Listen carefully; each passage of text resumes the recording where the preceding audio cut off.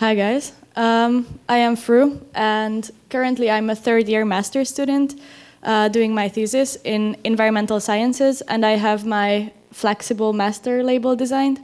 That's also one of the outcomes of the challenge.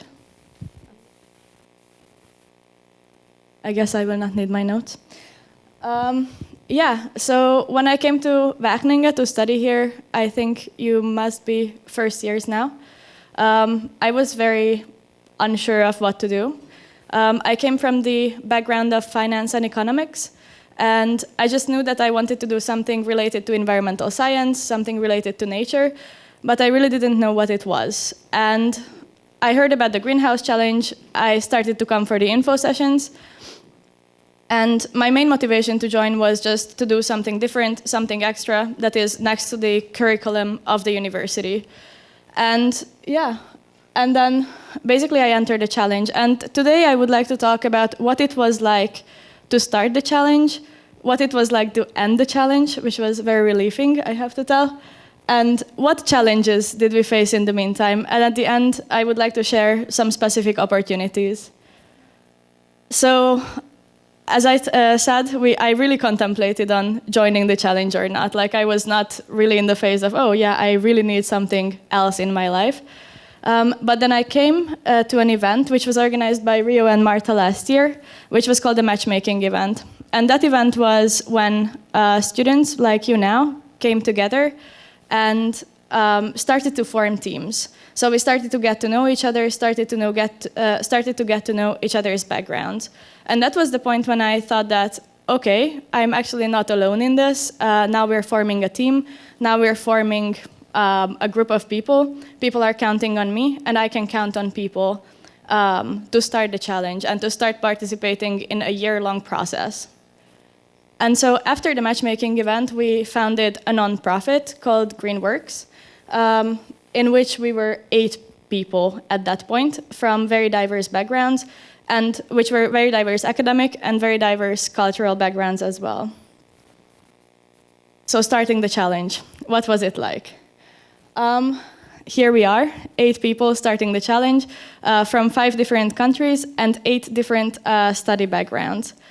And what was interesting in this team is that all what we knew was that we are participating in this challenge, that we have the motivation to do something next to our studies, but we didn't know what it is like to design a greenhouse and food production for 3,000 people. We had literally no idea what we were getting into.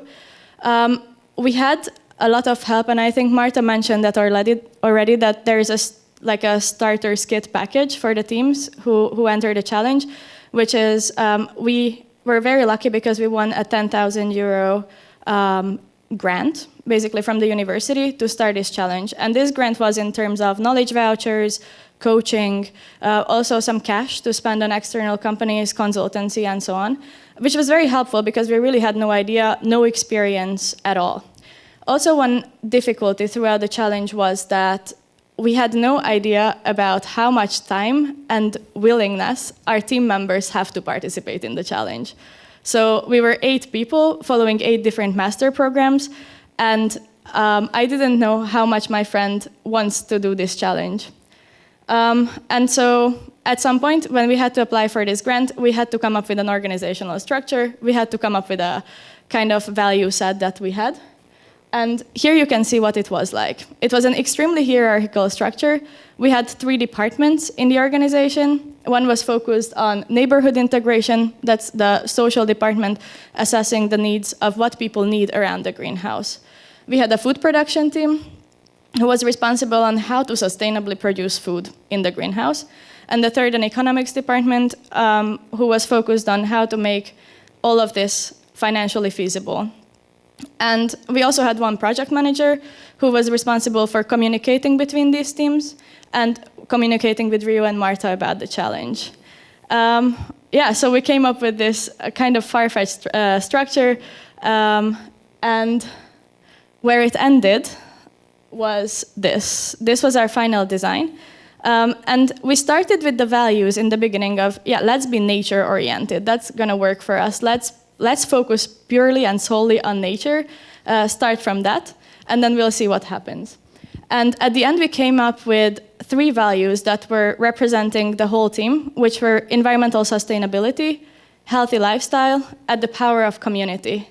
And you can see that this is already very different from a purely nature-based approach. And although we never focused on wanting to win the greenhouse challenge, we somehow did. We never thought that, oh, we're going to satisfy the criteria of the challenge, and then we're going to design something, and that's going to win the challenge. It was more like, let's try to represent most of us in the design. Let's try to represent what a greenhouse or what food production means for us. Let's try to put that into a comprehensive picture and present that on the grand finale. And we did not care about winning it or not, or having the prize, the money or not. But somehow it worked out well for us. And so what were the challenges that put this organization from having a hierarchical structure with a far-fetched approach to something that was actually co-creative, inclusive, and I have to say a bit radical for the design as well. So this is how we started. You saw this picture already, and this is how we finished the challenge. We doubled the team in half a year. So after, I think we were almost throughout half of the challenge when we realized that we don't have anything. We have a lot of good ideas. All the departments did their tasks, but the departments couldn't really communicate with each other. So we didn't really know how to put these ideas together. And then some ideas came, okay, we need more people in the team. So in 1 month, we decided to invite 8 people in the team. So we became 16 people. And as inspiring and refreshing that change was for the team, I have to tell that that was also as disruptive for everyone. Because we had already kind of an idea, okay, we're going to be nature-based, we're going to pay attention to nature. But then 8 people suddenly came, and they had a completely different idea about what we should do with the greenhouse. And so that was the point when we first had the idea that, okay, maybe we should try to include everyone in discussions in the same way, let everyone have the same words in the team, and let everyone express their opinion in an equal way on the team. And so from this organizational structure, we became a flat organizational structure where we basically, throughout the half of the challenge, came up with a list of questions, what we still have to answer until the end. And we just put them on a paper and set up task forces for each question. This looked like something like this. So, for example, a question was, what activities should be in the greenhouse? What plants and how much of those plants shall we grow to satisfy the hunger of 3,000 people? Or how will people stay involved in developing and transforming this greenhouse? How will they still be engaged in 5 or 10 years? So for example, for the plant questions, like how much and what kind of plants and how much shall we grow? We set up a task force. Okay, we have a plant scientist, an organic farmer. They will decide on the type and the amount of plants. They will know how to farm. We had a social scientist on that task force who was responsible to assess what the neighborhood needs. And we also had an economist on that team to decide how to make it actually economically feasible, how to find a sustainable business model for that.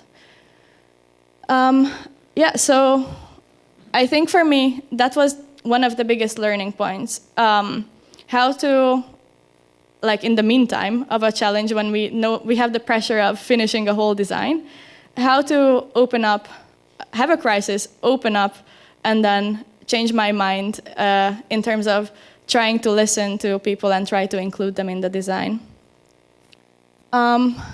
So after designing the greenhouse and winning the challenge, there was a lot of very specific opportunities that came to me, but none of them was dependent on winning the challenge or not.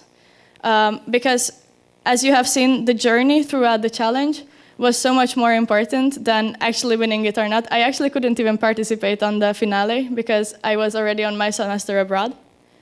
But yeah, here are some. So after the challenge, I got an internship because of one of my friends who I met from another team during the challenge. Right now, I'm writing my thesis with Gert, who is going to be the next presenter on organic farming. I participated in many interviews and online courses, which are available at the university. We have a nonprofit, which I think is kind of cool. And we are trying to do now new things with this nonprofit with the money that we won at the end of the challenge. And basically, throughout this whole year, we delivered a project, a huge project with 16 people, and we got the tools from the university, almost the same ones as they give for the people that are doing their ACTs, but in a much deeper and much more elaborate sense. So after the challenge, I had to do my ACT, which was a game, I have to tell. And yeah, so we got a huge industry exposure. We got to know a lot the Dutch context, which I guess will be different this year, maybe because of the Chinese context. And yeah, now we have a lot of friends and professional connections. So I hope that this was informative to you, and maybe you can have now a little bit more knowledge on what to expect. But I will be here, I think, after the presentations, and please feel free to contact me. Here is my email address, and yeah, I wish you the best of luck.